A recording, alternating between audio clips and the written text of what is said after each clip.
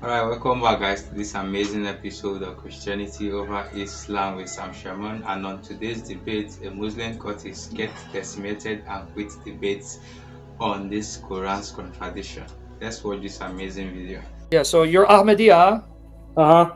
Okay, so just so people know what Ahmadiyyas are. Ahmadiyya believe in Mirza Ghulam Ahmad, who comes in the 19th century, dies around 1905, who claimed to be the Indian Messiah, so that Jesus won't return, because they believe Jesus swooned on the cross, went to India, and died around 120 years old, and he's buried. And then Mirza Ghulam Ahmad was the Messiah that Muhammad said would come, but the Ahmadiyya are persecuted by the Sunnis and rejected by the Shia. So what do you want to talk about Ahmad and Jesus? Because we're talking about Trinity and Tawheed.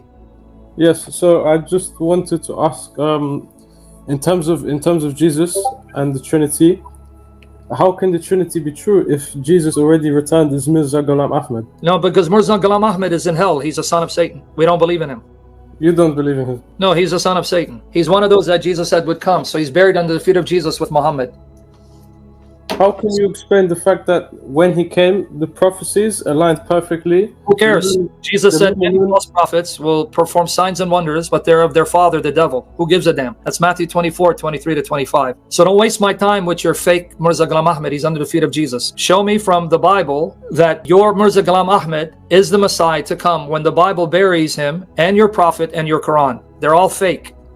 Your Ahmed is fake. Listen, every day, Sam, I pray to die in the same way that Mirza did. You mocked him for dying. So I hope you die in the toilet like he did too. So now get to the Bible and show me that Jesus returns as Mirza Ghulam Ahmad. So why do you want me to prove it from the Bible? Why can't I prove it from the Bible? Because I don't believe your trash Quran. I believe in the Bible, and your Quran says the Bible is true. You want to go through that? We can. I can use your Quran to bury you. It's fine. I'll be more than happy. Okay. Open up Surah Al-Baqarah, chapter 2. Okay. So he didn't want to tell you guys that his prophet, Messiah, died in the toilet. So I pray you die in the toilet with him. Okay, and if I die in the toilet, it's a good thing because it means... Yeah, well, hopefully they don't flush the urinal on your face. But go ahead. Open up Surah Al-Baqarah, chapter 2. I pray every day to die in the same way that he did. Yeah, I'm saying, I hope that God answers your prayer and you die in the toilet like him. I mean, come on, dude, I'm blessing your prayer. Thank you, son. Okay, so This means a lot to me. Okay, so it means a lot. Good. Here, I'm going to show you that according to Muhammad, which you believe, I don't believe. Okay. He confirmed the Bible is the incorrupt word of God, but my Bible confirms Muhammad is an antichrist. So if you go to chapter 2, Surah Al-Baqarah, chapter 2, read 40 to 44. Children of Israel, remember my blessing wherewith I blessed you, and fulfill my covenant, and I shall fulfill your covenant, and have awe of me, and believe in that I have sent down, confirming that which is with you. So the Quran supposedly confirms what is with them at the time Muhammad, what they had, right? I want you to see it. And be not the first to disbelieve in it, and sell not my signs for a little price, and fear you me, and do not confound the truth with vanity, and do not conceal the truth wittingly. See? Don't hide the truth willfully. Don't hide it. Okay? And perform the prayer, and pay the alms, and bow with those that bow. Will you bid others to piety and forget yourselves while you recite the book? Do you not understand? So here it says, the Quran confirms what the Jews had with them at that time, which is the book they recite, and they have the truth. What book did the Jews and Christians, or the Jews here, have at the time of Muhammad that the Quran confirms? What did they have? See, Sam, you think that there's a contradiction here. What if there's not a contradiction? You didn't answer the question, Ahmad. You're wasting my time. What did they have at the time of Muhammad? So they have the Torah which Muhammad affirmed, according to you. And what was that Torah? Sam, what do you want from me? What do you want from me, Sam? I want you to admit that your Quran confirms the scriptures that the Jews and Christians had. They're the uncorrupt word of God, which means that we have it because we have copies of the Bible books before Christ, after Christ, before Muhammad, during Muhammad, after Muhammad, and they're the same. They didn't have any different books from the one I read. So you don't think it's been changed at all? I don't know what you mean by change. If you say variant readings, You don't think it's been... the Quran has been changed. Your Quran has thousands of variant readings. Even today, you don't have one qira'ah of the Quran. You have several qira'at. You have Hafs, Warsh, Duri, Ibn Kathir.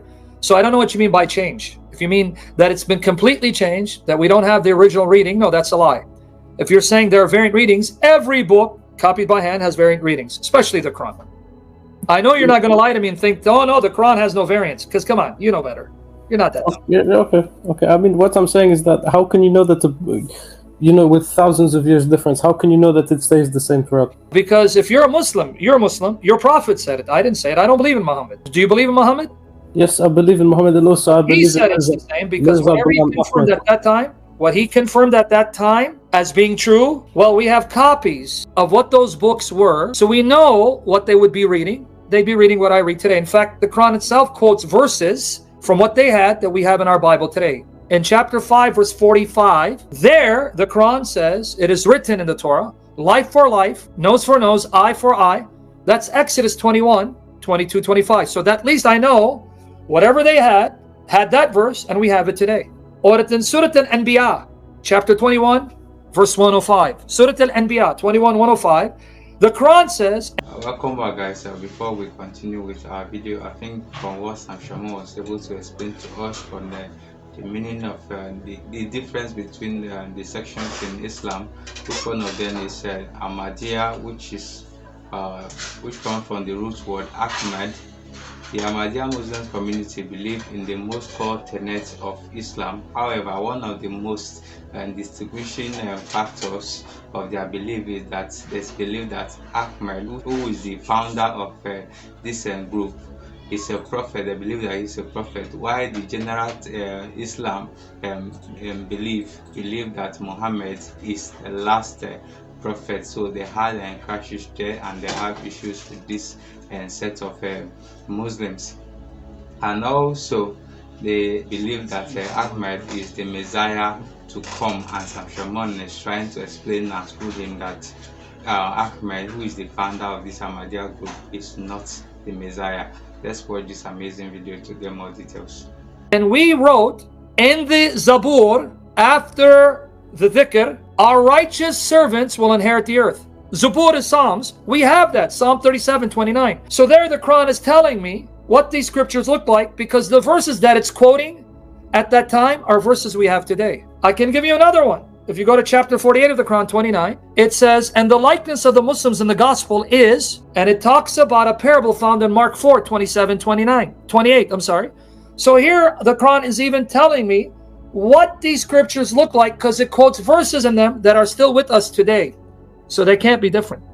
So that's how I know, because your prophet said they're not changed.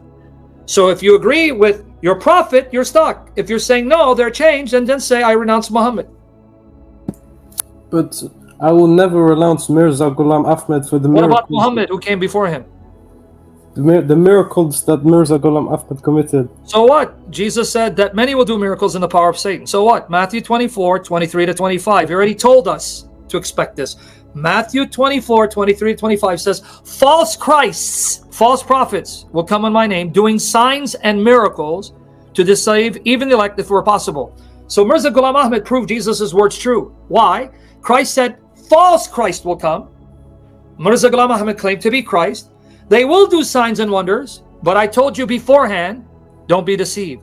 So thank you, Mirza Ghulam Ahmad, for proving Jesus' words right, because he said someone like you would come claiming to be the Christ with signs and wonders, but you're a liar. So Ahmad, I want you to thank Mirza for confirming my Bible and the words of Jesus.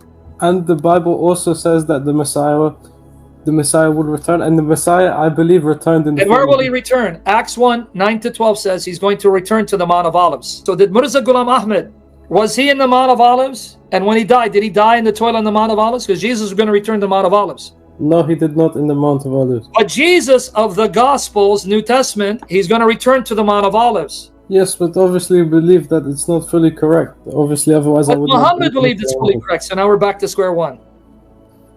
Muhammad would not have believed in the Bible that you Yes, he did. I just gave you the verses that he said he confirmed what they have.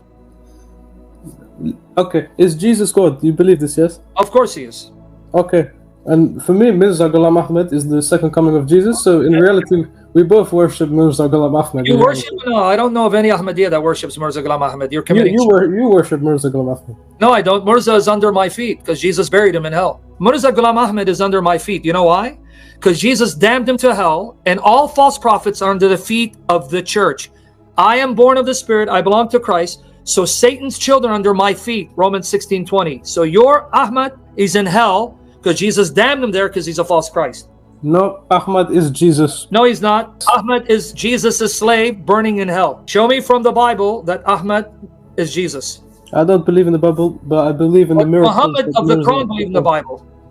Okay, so I'm sorry, you're too good for me. You're too Okay, good buddy. for me, son. Come Sorry, back when man. you're humble and you want to leave Mirza, because I want you come one day say, Sam, I joined you. I spit on Mirza and I flushed the toilet that he died in. Okay? Okay, Sam, thank you. Welcome back, guys. That was an amazing debate from Sam Shamoun. At the end, he said that Sam is too good for him, so he had to go back to prepare and then read to come back to debate Sam Shamoun more. I think that was very embarrassing for him. And then he said that Ahmed is the Messiah. I think that he's the one Jesus spoke about, that he will be coming, that he is the second coming of Jesus, that he should be worshipped.